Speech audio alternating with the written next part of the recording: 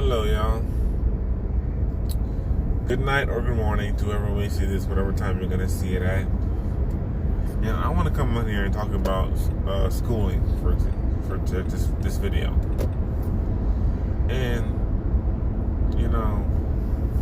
I want to talk about why do we let white folks teach our children?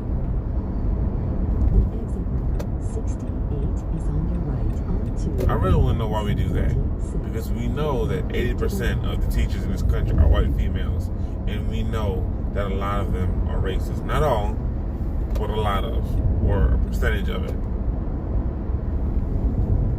And it just dawned on my question because, I have a sister. She was talking to me about how she was in school in Georgia. And the teacher referred to the black students as cotton pickers.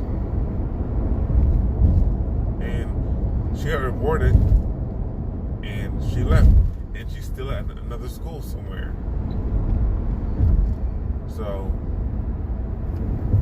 I really want to know, why is it that we allow those kinds of people to teach our children?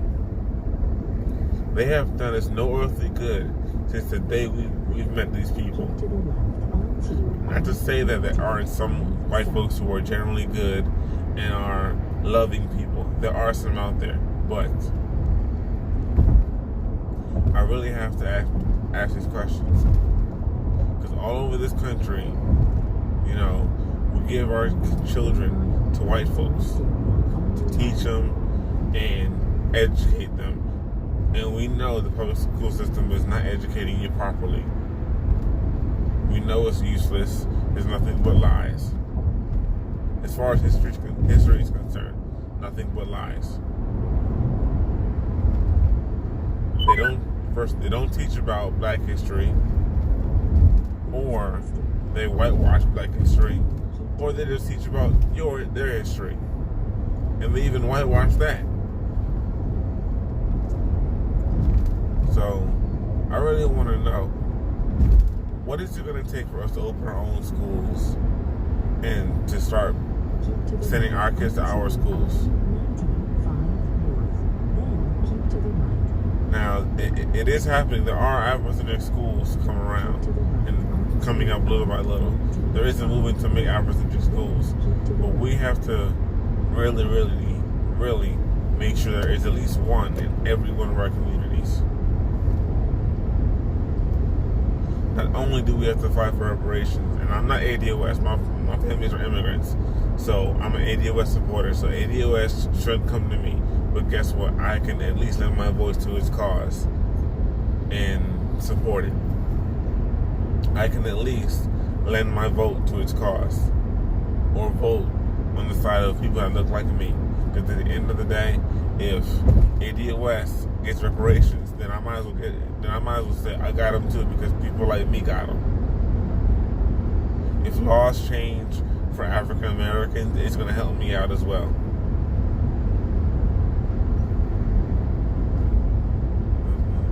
So I really want to know. Yes, we fight for reparations, but we have to know how they're going to be used. And like I said, I'm not ADOS. I have no reason to say how they should be used, but I'm going to say what I think. I do think those who are ADOS should get a cash payout. However, it should not all be a cash payout. It should be starting small business loans. Whereas we can have people who start companies such as construction, schools, online business, e-commerce. That's what I'm trying to start up. That's what I'm building.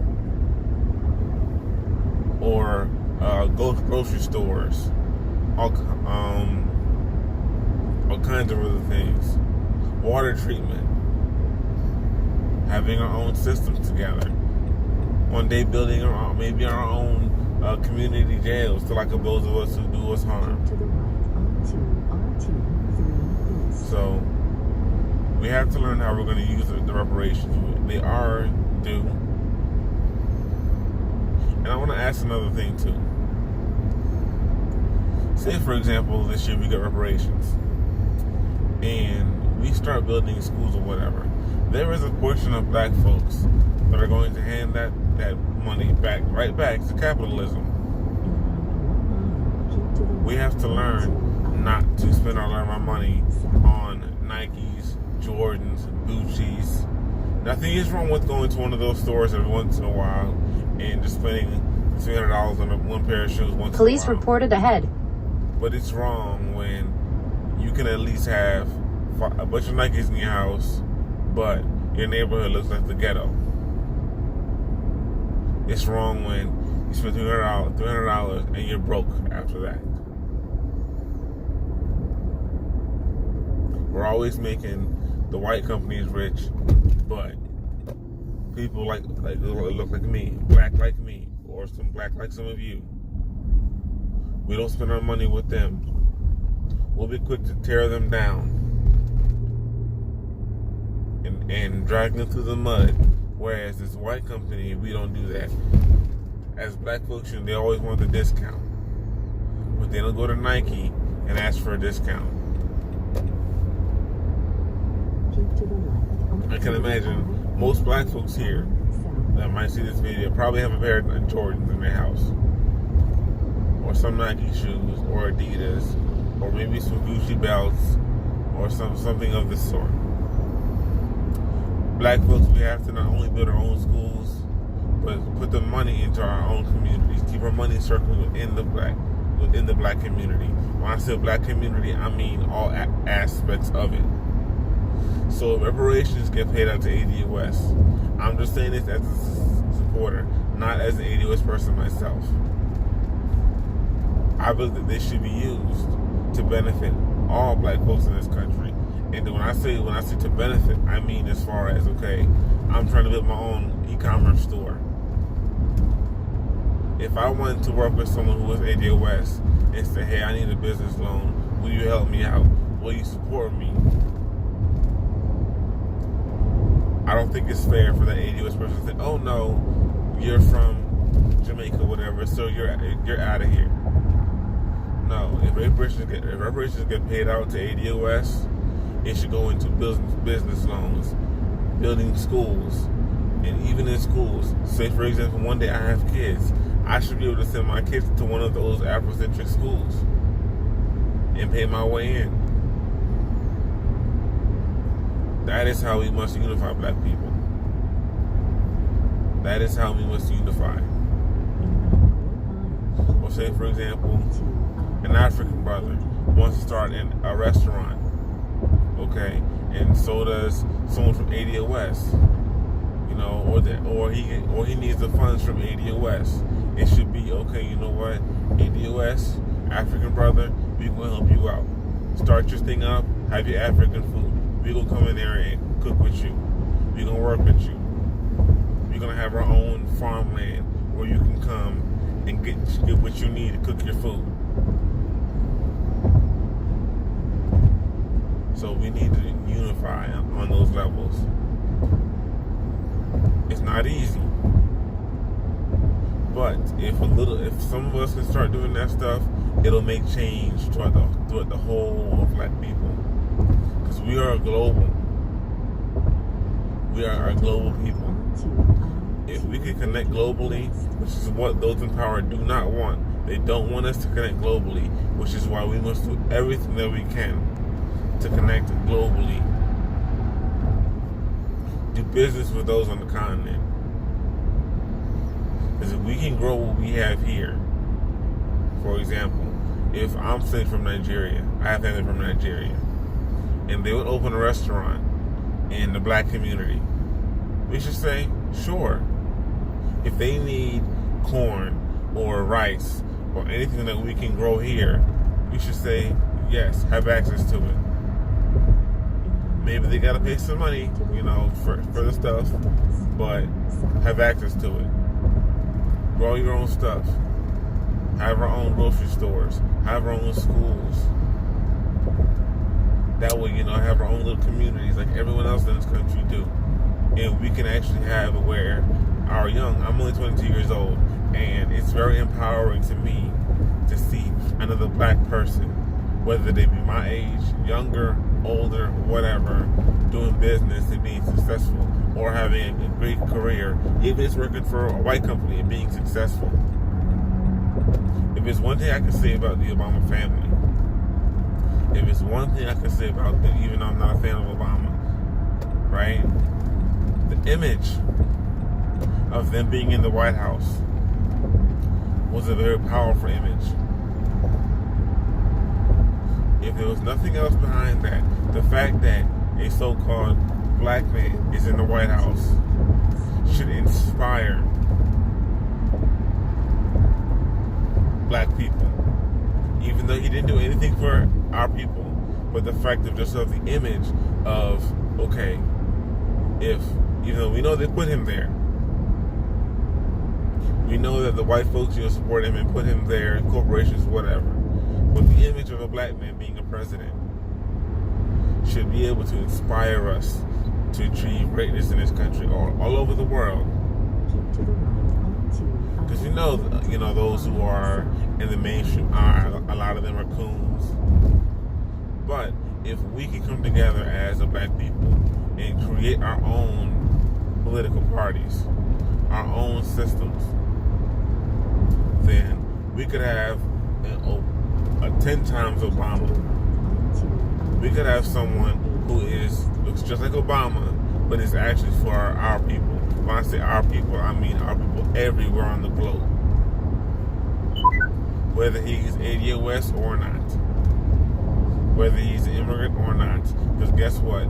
If you're born in this country, 9 times out of 10, unless you're a sellout, your experiences in this country are no different than those or slightly not that much different than those who are ADOS.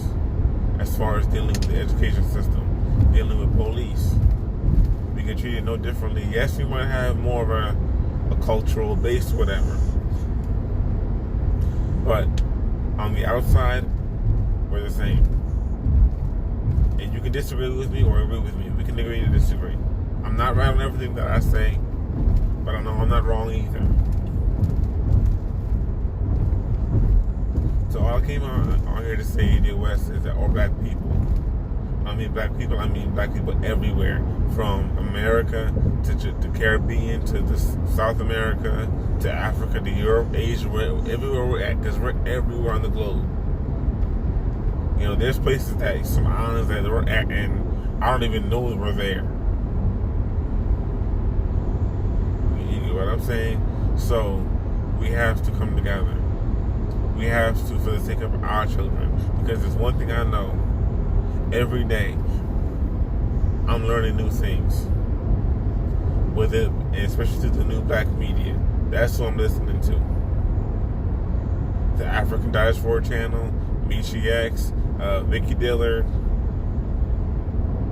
a lot of these people that I watch, Nico House, MSCS, or MCSC, whatever the channel is, or the Black Authority, Professor Black Truth, Your Black World, all the other channels that are now part of the new Black Voice, which I feel like, you know what, it's time for me to lend my voice to the same cause. Because if ADOS gets free, then all of us can get free. Because look at Haiti. They got their freedom way back when, and the slaves here saw that and said, oh, we're going to fight. That's the reason why they fought that Civil War. That's one of them. The other one was over revenue and taxes. But when the brothers in Haiti got their independence and the brothers here heard about that, the slave revolts was popping off left and right. That's why Lincoln had to do something to keep the country together. Because if it wasn't for that, he'd have left us being a slave. And we'd have probably been that way till this day. Or, I might even be alive today because I was born here in this country. And without ADOS, my family wouldn't be here. Without ADOS, I wouldn't even be a citizen in this country. The 14th Amendment applies. It's what was fought for by ADOS. The civil rights was fought for by ADOS. The Voting Act was fought for by ADOS.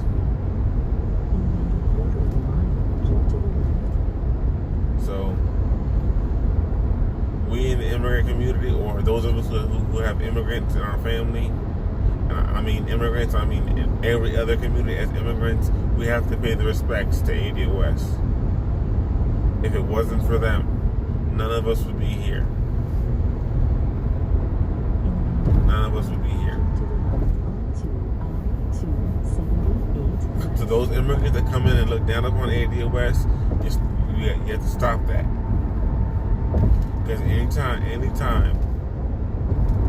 something goes wrong in your community, African Americans have always been loving and accepting of you and tried their best to help you out.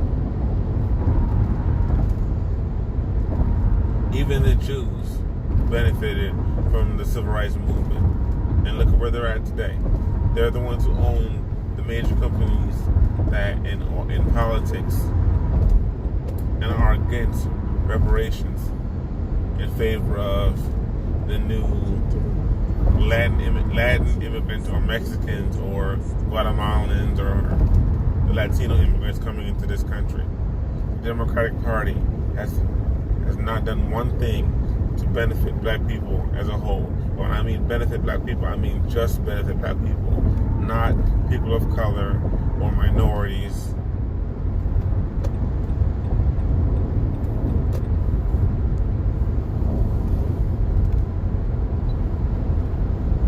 And another thing, black folks, when someone refers to you as a person of color, you say to them, that's not me. Or as a minority, you say no. And you explain to them, yes, my people's population may be in the minorities, but guess what? Every single so-called minority or people of color has their own needs in this country. We are not all the same, and so do not classify us as all the same. Yes, there are issues in this country that would benefit everyone as a collective, like for example, health care will benefit everyone as a universal collective. It's a good thing. Infrastructure will benefit everyone. Ending mass incarceration will greatly benefit the black community, but it will benefit everyone. Reparations for ADOS benefit everyone. And for those of you who are not ADOS or black, let me explain to you how it will benefit. Do you realize that companies like McDonald's, Victoria's Secret, maybe JCPenney's, Walmart, a lot of call centers, do you realize that those services are being either made in prison or provided to you from prison? Imagine if McDonald's was forced to make their stuff in a factory. Because you know if McDonald's does it, then you can imagine a whole lot of other fast food places do it too. Burger King, Wendy's, maybe Chick-fil-A, Taco Bell, KFC, ones that are all over the country that I have not named. Imagine if all those things were forced to be made in a factory. A factory that has to not only be built by people, right? Those create jobs because you got to build the factory, you got to draw it up, you got to make the roads for the factory. Someone has to make the machines that will help build the factory. Someone has to manage it, be a project manager. Workers physically have to be there to do everything right, make sure it's right. Someone has to move the tables from the factory to the McDonald's. Someone has to set it up. Yes, there'll be automation, but there'll be a whole lot more jobs created. Look how many bridges need to be done across this country. Look how many abandoned buildings we got in most of the major cities.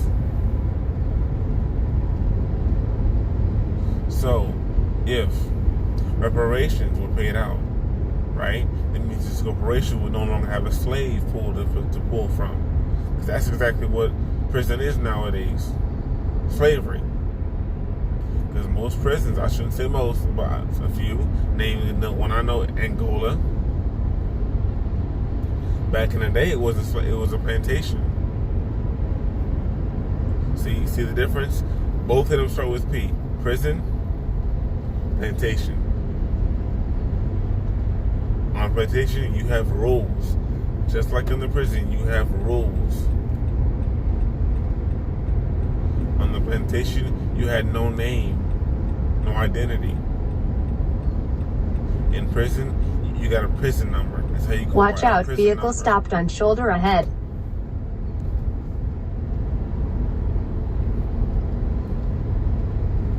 So let me explain to how reparations will help out as well.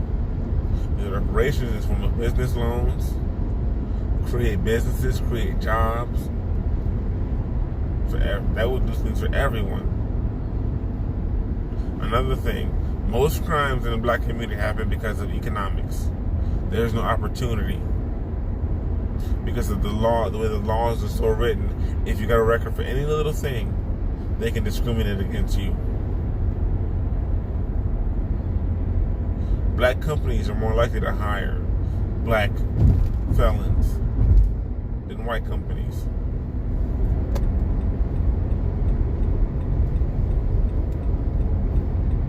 So for those of you white folk who love Trump and think he's going to bring back jobs, it would so much benefit you more to actually say, you know what, I don't like the black folks, but guess what? I need a job. I need to eat food. I got to put food on the table for my kids and my wife. So you know what? Let's put this racism aside and realize that, you know what? Let's move on. Because you don't have to like someone. You can agree to disagree. That goes for everybody.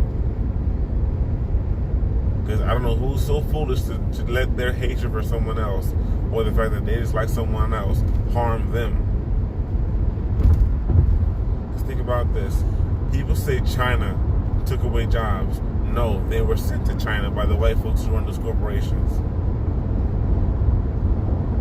So if ADOS was to receive reparations, okay, create more businesses that could hire everyone, because there will be some white folks who maybe one day end up working for black folks.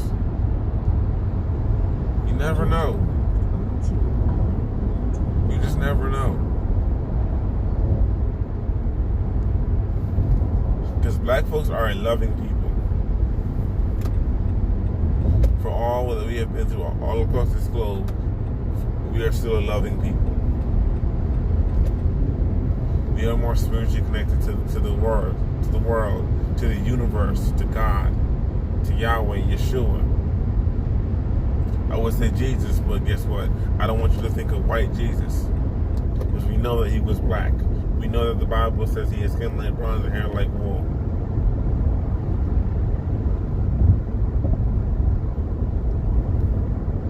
So, I'm going to say this. Reparations must be paid out. Cut the check. On loan reparations, black folks, we have to know to start our own schools, our own businesses, our own stuff. And you know what, too?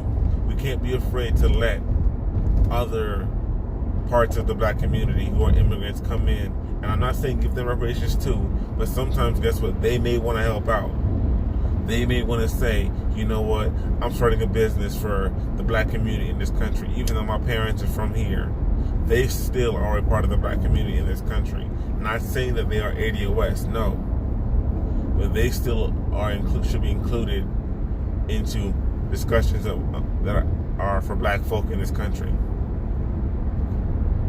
We who have immigrant parents in our families should still be included in the conversation. I'm not going to sit here and say that non-ADOS needs reparations. I won't say that. Yes, we do, from those of us who oppressed us in the UK or France or whatever. I won't say that for here. However, since we are here, we need to come together as a group. Those of us who have immigrant backgrounds need to come together and support ADOS. Use our votes that ADOS fought for and gave us to benefit ADOS. That way we can come together and unite. Because guess what? I watch a lot of black media. Most folks that I watch are ADOS. They're the ones waking me up to this stuff, because it's the 94 crime bill affects everyone who is black. No matter where you come from, whether you be from Africa, Jamaica, the Caribbean, Europe, as long as you hear the 94 crime bill is working against you. It don't matter if you go cooning, sandboning, bedwitching, whatever. Let you get caught up into something, it's going to work against you. You're going to find it real quick that you're an N-word in this country. These police shooting us down with impunity. They don't ask questions about, are you this, are you that, are you gay, are you straight, are you from here, from there? No, we're all the same. Sometimes, I'm going to say this, we got to take a cue from them and realize that we are treated all the same. We are one people. We must act like we are one people. Yes, we can fight. Yes, we can disagree. That's human nature. We're not always going to see eye to eye on everything, because guess what? There's probably something I said in this video that someone is going to disagree with. And please, if you disagree, leave a comment and tell me why you disagree. Leave a comment and tell me exactly why you disagree. Because guess what? I have room to grow. I'm 22 years old. I don't know everything in life. I have a whole lot of things to learn. I have room to grow. I would love to hear from some of you guys. And trust me, when I say that we must come together, we must pull all of our resources together to benefit one another. So, for example, if reparations is paid out again, and the black community starts building construction companies, you shouldn't say to someone, "Oh, you are of Jamaican descent, so we're not going to put our money behind your construction company." You want, because there's a lot of Jamaicans in Brooklyn area or West Indian people who are good at construction. Say they want to get together and build one and start one.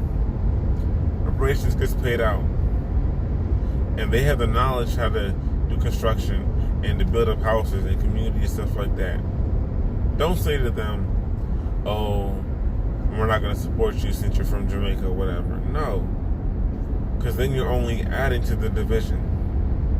No, come behind them and say, "Okay, well, you're not ADOS, but guess what? We're going to spend our dollars with you. We're going to work with you and build it up. So this way, even so, you can teach our people who are ADOS to do construction and to build up and to come together." That's how we heal. That is how we develop together, black people. That is how we come together and mold an image and unite. Because if we start doing that here, and then when the young generation comes up, you know, I have a 3-year-old in my backseat right now. If someone like him wants to see that coming up, then they're going to follow the example. They're going to say, "Oh, look at that. My father, my cousin, my this, my that. Look in the community. We can clean that up together." We come up, and we start working together. We teach the unity to the next generation, so that when we pass the mantle down to them, they keep on going. They say it takes a village to raise a child. And think about this too. This is how we get back to having a black family, having our own culture, learning about ourselves. Because one thing I can say from me being in this country, there's a lot of things about my own background culture that I don't know. Or in Africa, because guess what? The American public school system does not teach me about Africa the way the new black media is teaching me what I'm seeing. It was left out. Believe me, I wish that I went to an Afrocentric school that was taught love yourself. And your blackness is good. And blackness is great. It's beautiful. And another thing too, we have to stop making fun of each other. Because I can say this too, growing up in school, it was not a black children who made fun of me for whatever reason. We have to stop all that. I'm not saying we can't laugh at each other once in a while, but we have to come together. Put all our differences aside and come together. As far as you being black is concerned, come together. It is the only way we're going to get free. Well, y'all have a good one. If you're seeing this in the daytime, have a good day. If you're seeing this at night, whatever time you're seeing this, have a good one.